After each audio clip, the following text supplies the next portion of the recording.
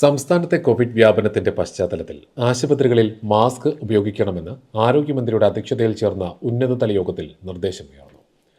ആരോഗ്യ പ്രവർത്തകരും ആശുപത്രികളിലെത്തുന്ന രോഗികളും മാസ്ക് ഉപയോഗിക്കണമെന്നാണ് നിർദ്ദേശം. മാസ്ക് നിർബന്ധമാക്കിയിട്ടില്ലെങ്കിലും മുൻകരുതലായും രോഗവ്യാപനം തടയാനും ഉപയോഗിക്കണമെന്നാണ് നിർദ്ദേശം. കോവിഡ് രോഗവ്യാപനം നിയന്ത്രണ വിധേയമാണെന്ന് ഉന്നതതല യോഗം വിലയിരുത്തി. അനാവശ്യ ഭീതി വേണ്ടെന്നും കടുത്ത നിയന്ത്രണങ്ങളൊന്നും ആവശ്യമില്ലെന്നും യോഗം വ്യക്തമാക്കി. കേസുകളിൽ വർധന എറണാകുളം, തിരുവനന്തപുരം ജില്ലകളിലാണ്. ഇവിടങ്ങളിൽ പ്രത്യേക ശ്രദ്ധ ആവശ്യമാണെന്നും യോഗത്തിൽ നിർദ്ദേശമുയർന്നു.